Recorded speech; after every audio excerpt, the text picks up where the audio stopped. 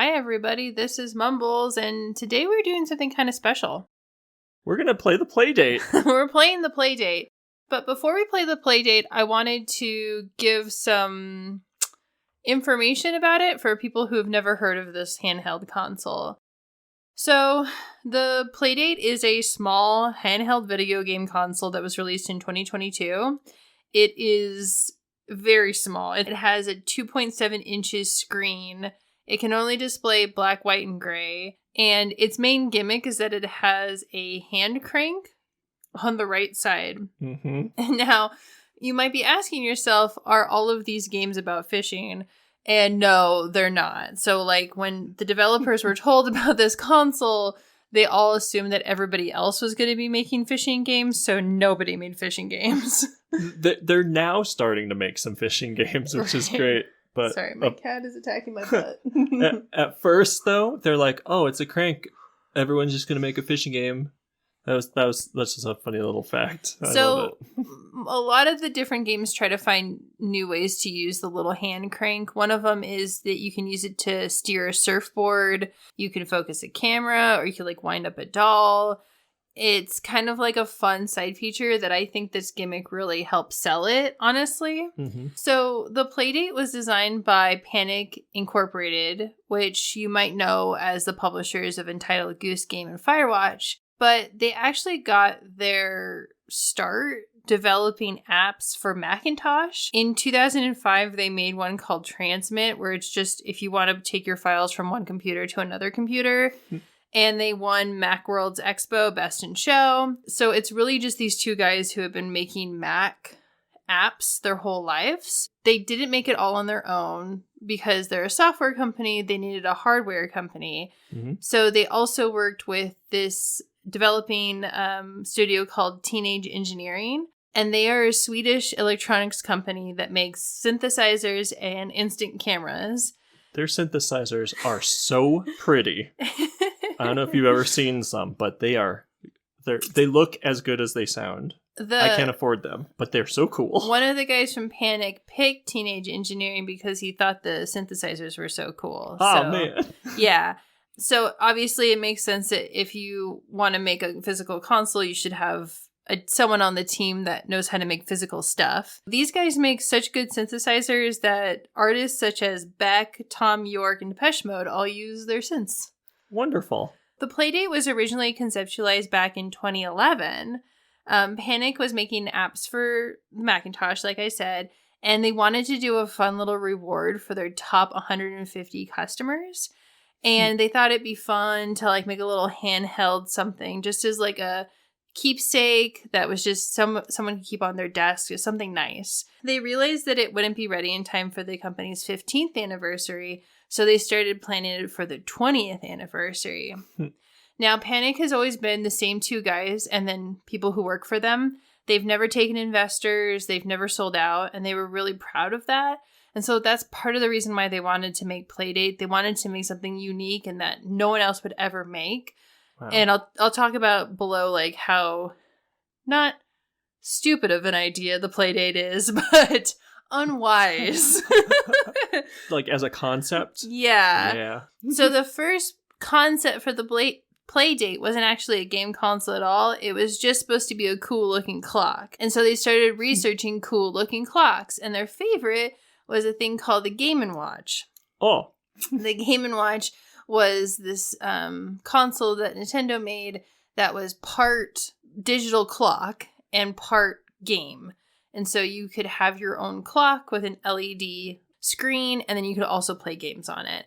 And they thought that was a super cool idea.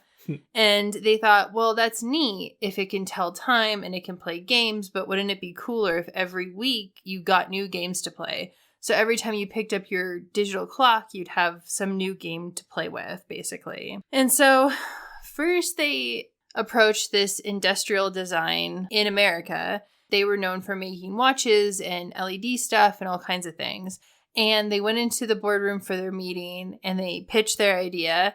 And the owner of the company just told them it was like the dumbest idea ever. They would never make money. Please don't ever do this. This is one of the most insane concepts he's ever seen. And one of the guys from Panic says that he almost just walked out because he was so just insulted and felt like this guy was talking down to him. But he didn't. And when he left the meeting, he's like, I don't care. I really want to do this. And so he reached out to Teenage Engineering. And the only question Teenage Engineering had for them was, can we make a game for it? Wow. So they were down to clown. So they actually ended up meeting at Disneyland to have drinks and talk about what they wanted to do. And not long after, they came up with the first prototype. So I'm going to show it on screen, but this is the first prototype. Oh, man. It's basically just a circuit board with a couple buttons. They knew that it needed to have a gimmick. They just knew it. And so they decided to go with the hand crank because it's a fun tool for game developers to play with and it's very unique. Then they had this huge just learning how to do software and hardware and the one in between. I forget what it's called. But middleware? Middleware, like all of the wares. And it was like this whole long process for them. But then they finally were able to make it. And they reached out to developers and they're like, listen, this might be wild, but we really want you to make a game for our handheld console. The only thing is that like it's very restrictive. And they had a bunch of different developers be like, thank God.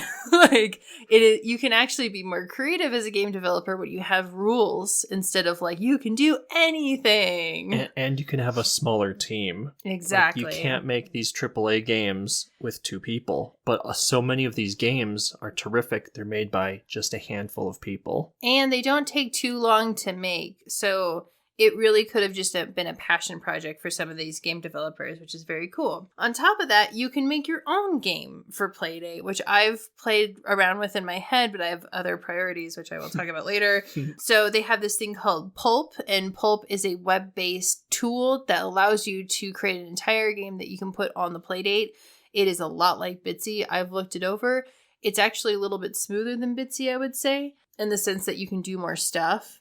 But it's a great way to learn how to do game development. So if you're interested in the Playdate, if you get the Playdate and you want to make your own game, you should definitely play around with Pulp. I think that's a really awesome tool. I personally am not going to do it for a while because I have the Bitsy Game Jam coming up where I'm going to make a game. And then after that, I'm working on my first RenP game. And then I'm just doing RenP for a very long time after that. Yeah. I love RenP and I love how the coding works. So that's what I'm doing. I also just want to mention that we had ordered the Playdate when it first went on sale in September 30th of 2022.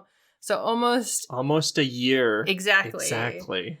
And it was shipped to us about a month ago, I would say, around our anniversary. The way that it worked was I was placed in a group of 10,000 people. They basically would develop it at the factory where they make it for 10,000 people and then ship it out. It was really a smooth process. If you're curious about getting it for yourself, they made sure to contact me to make sure my address was correct, and all of their emails were very courteous. It's interesting because you can actually pre-order one now, and it says that it'll show up by December of this year. That's not bad. I don't know if that's true. I don't know if it has been updated or not. So now Nick is just going to play some games for us, and we're just going to check it out. All right. So thank you for your little spiel. It was so nice. Well, the Playdate crashed the first time. Let's try this one more time. All right. Okay. So first of all, let me explain the season. You get, with the Playdate, which is now $200, it includes 24 games. And you get 2 new games every Monday. So for example, this Monday I got Pick Pack Pup and Lost Your Marbles. Pick Pack Pup is a match 3 kind of puzzle game, and Lost Your Marbles is kind of a Loco Roco. You played Loco Roco before? Yes, I played it at the PlayStation Store back in the early 2000s. That's cool. And then Boogie Loops, Time Trial Adventure. The first 2 I got, so every week you get 2 new games. And let's start with the very first one that I got, the very first one that I played, Whitewater Wipeout. It is a surfing game from Chuhai Labs, who also makes I want to say they did a snowboarding game. That makes sense. And this one is a surfing game, which is, similar idea. but on the Crank ocean. it, bro. So this game, you only use the crank, and it just controls the front of your surfboard, and you just try to get as many little surf tricks and combos as you can before you get eaten by a shark or the wave takes you. Oh yeah. The very first time I played this, I could not understand any of it. I want to say that the Playdate kind of reminds me of finding like a Japanese video game on the ground. Like with no manual, with no instructions, no understanding of the language. Every Playdate game I play, I feel like I am discovering a new world. That's wonderful. And it can be so frustrating. The first 10 times I played this game, I wasn't able to even do a 360. But look at me now, Mom. Bam! Triple. Triple. The wave's coming. I gotta go get fast. Ooh. But you don't get any points down here. You gotta do jumps. And you gotta go down to like build up speed. Oh, there's the wave. Now I'm dead. Salty enough. It has so Crank it, bro. It has so many little like phrases it'll tell you. And it's just the whole game is just you get your 3 boards, and I'm just gonna die right now. Blah. What? And then you get your score, and then it puts you on a global leaderboard that you can see and everybody can be on. Not me, though. I'm not good enough. That's enough whitewater wipeout. Next game I want to show you is this one from the guy that made Katamari Damacy, Kita Takahashi. This game only uses the crank. It's called Crank Presents Time Travel Adventure. And even the menu screen uses the crank. There's 50 levels, and I have only gotten to like level 26. That's pretty good. That's pretty good, and it's taken a lot of work. But we're gonna start in like F+. You passed. We're gonna start in the 4th date.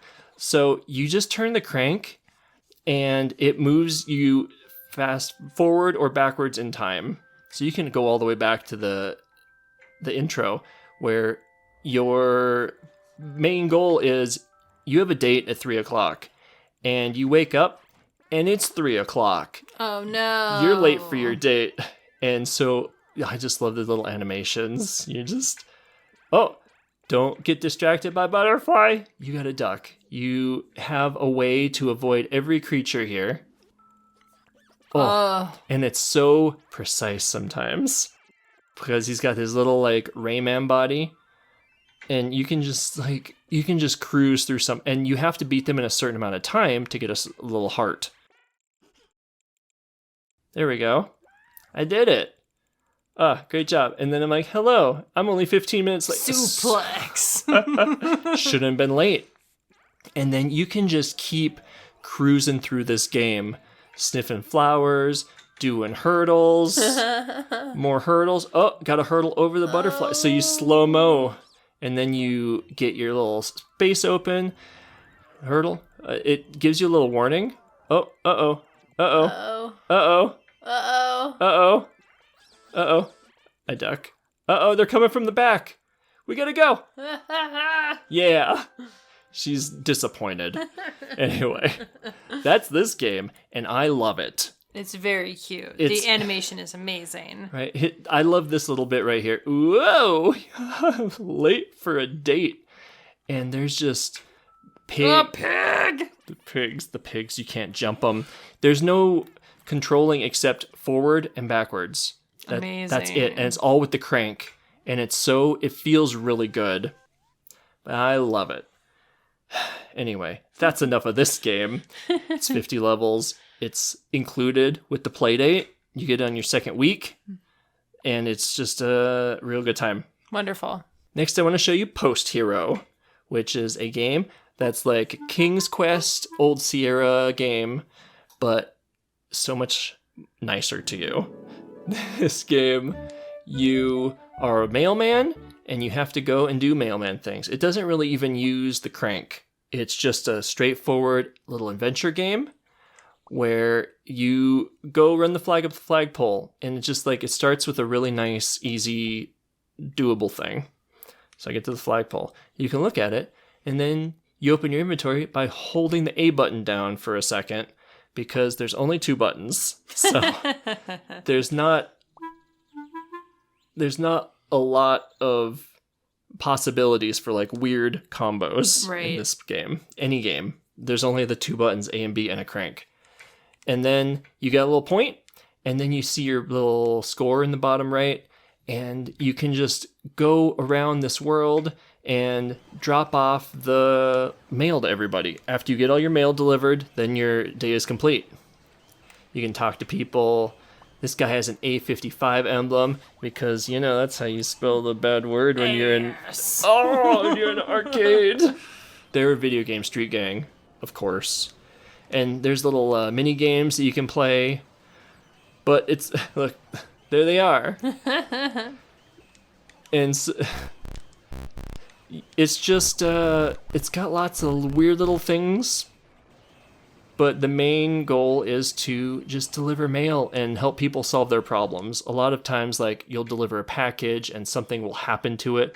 This lady wants to paint in the gazebo, but there is, she's wearing the hat because of the sunburn, but there's too many bees in the gazebo. So you want to, like, get rid of the bee nest, and you don't have anything to grab the bee nest. You can't just grab it. There are times in this game where you will die, but it immediately respawns you. And you even earn points from dying sometimes. Cool. Which is much nicer than, like, Kingsfield. Right. Not Kingsfield. King's Quest. There we go. All those old Sierra games.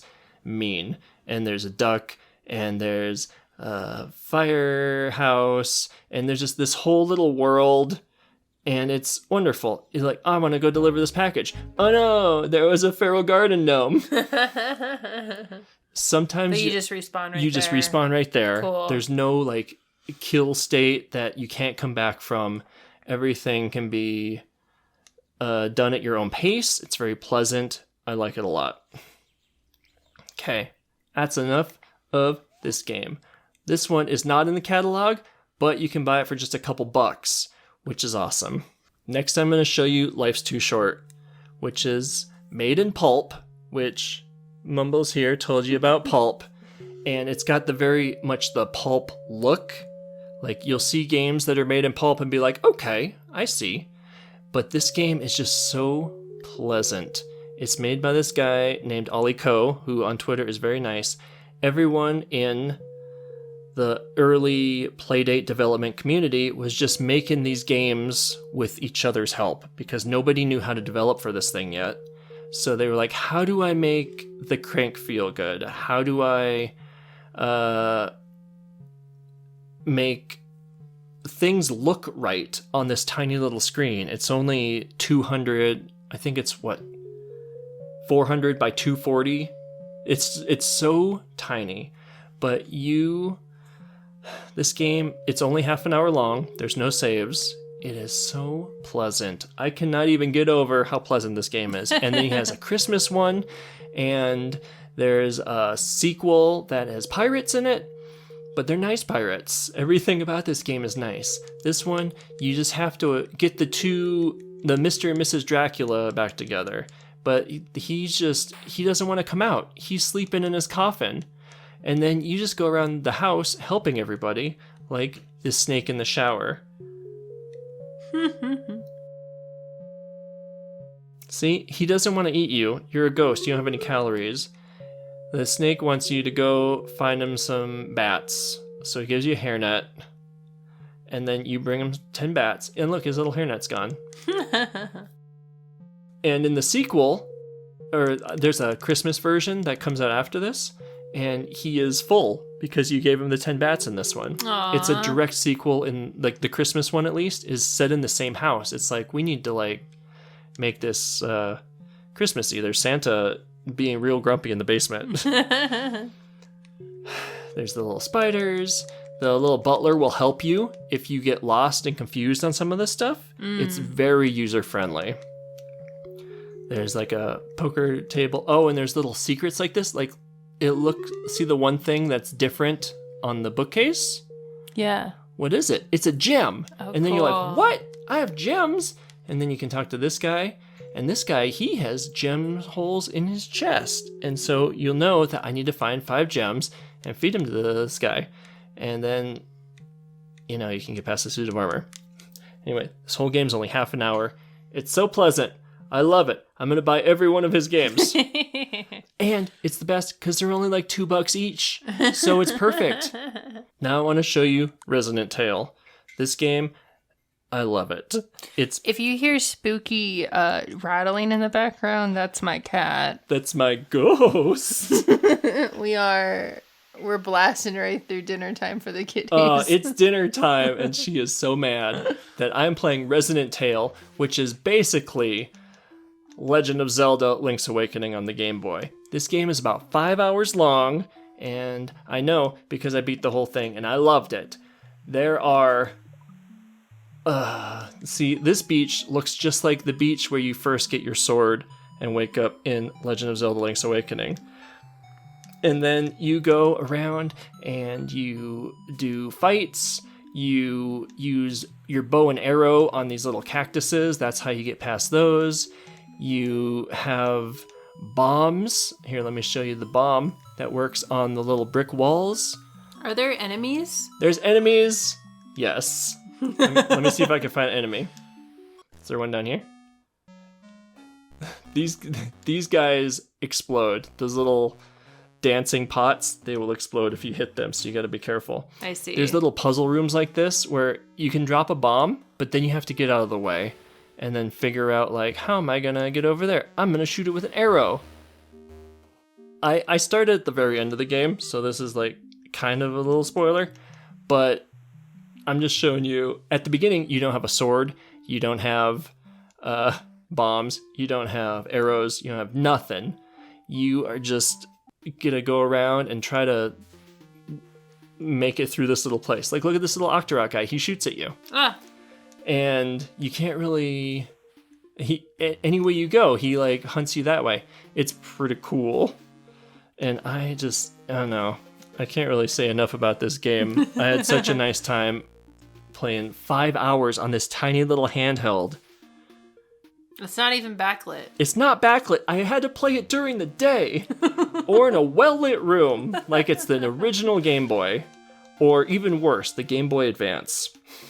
That's wonderful, though. But it has so many secrets to find, so many people to meet. Here's a little witch that tells you your fortune, and her little cat that you eventually learn how to talk to cats. Cool. And like, just by... All the secrets to find, man, I just love this game. It's very nice. If you like Legend of Zelda Link's Awakening, this is basically new Link's Awakening, which is wonderful. Okay, so that was Resonant Tale. Here we got, I'm going to just show you some of the other games that I got. Let's talk about the Season 1. This one's a puzzle game. This one's the Loco Roco. This one lets you make song loops. Which cool. It's not all games, it's applications too. They have like weird clocks. Oh, because when you turn off the Playdate, it goes into like a deep sleep, and it always has a little clock on the screen. Because they were so... That confused me when I first used it. Yeah, they're like, what? It looks like it's on. It uses so little battery life when it's on the little clock screen. Then we got Crankin', we got Whitewater Wipeout, Casual Birder is one. It's like an adventure game like Post Hero. I don't like it quite as much as Post Hero, but you do get to collect a bunch of birds and help people with their problems. That seems to be like kind of a motif, a theme with Playdate games, is just helping people with problems and having a pleasant time, Spidey. I mean, it makes sense, because if Panic got their start making apps for people on the Macintosh, the whole point of it was to make life easier if you're using a Mac. Yep. Especially in the early 2000s or mid 2000s. Not great, not ideal. Tough time to be a Mac owner, like every time. Post Hero, I showed you. Life's Too Short, got it. Real Steel, you are art thieves. And I hate this game. I actually figured it out. Oh, good. It took a while. Every one of these games is like like finding a Japanese video game cartridge on the floor, and then you don't have any way to understand the language. You don't have any way to like figure out what's going on. It takes a lot of trial and error, but it's Spidey. It takes trial and error, but once you get it, you figure it out, and you're like, this is delightful. This one is the closest they had to a fishing game. Yeah. Because you're like dropping your little thief in, and then you pull them out. Yep, and exactly. after they get the art. Right. And I would love to show this at some other time, but this video, it's already going. We got a lot of good games on the Playdate, and they're all like $2 to $5. Yeah. Which is great. The most expensive one I've seen was $15. Wow. And that's one of them. Anyone over like 10 is like surprising. Recommendation dog, use the crank to go through a Rolodex and recommend people for jobs. Love it. It's so straightforward. I don't think there's like a win state, but you like finish a day of recommending and then you get a score and then you go on leaderboards. Cool. And then you can just keep doing that forever. It adds more to your Rolodex. That's awesome. Your Rolodex. I don't use the Rolodex. I'm young. Resonant Tale. Life's too short. Christmas spirit. Spidey really wants this food. Crank Gym is fun. It's like a local game where you basically see how fast you can crank the crank in the like the world of a gym. Like you'll do little stretches at the beginning. Mm-hmm. Like it'll be like you need to lift it up. Oh, because the Playdate also has an accelerometer in it. Cool. So if it says lean it to the left, you actually lean the console to the left. If it wants it to lean it to the right, you lean it to the right, or like hold it over your head to do like stretches. And then you just crank as fast as you can, or in speed. Or there's one that's like, how many times can you crank this? The top score is like 9,000. Because if you don't stop, your score keeps going up as long as you want. Just like Real Muscles. It is just like Real Muscles.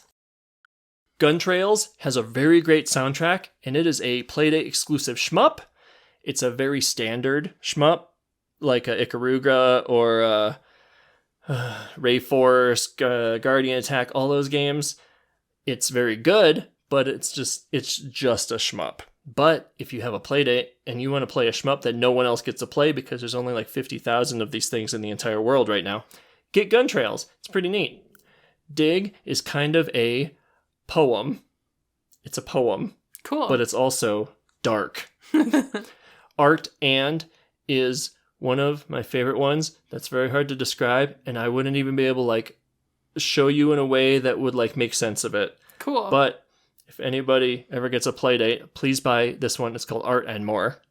And you can get it on itch.io. You can get it here on the catalog. Bloom, you have a real garden in real life. And in real time. So you like make flowers and you have it's this nice little role-playing game where you have a garden, you can go on the roof, and it's just a nice little game. There's so many nice little games on this thing.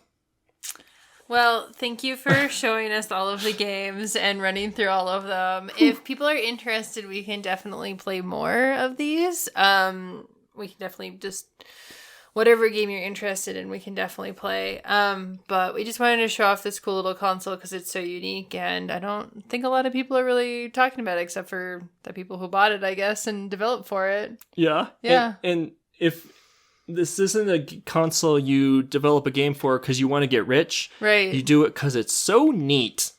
And the little group of people on the Discord and the community and the Playdate like pulp so and awesome. The forums are just all helping each other, and they hide their little characters in each other's games. Oh, so freaking cute. Nice.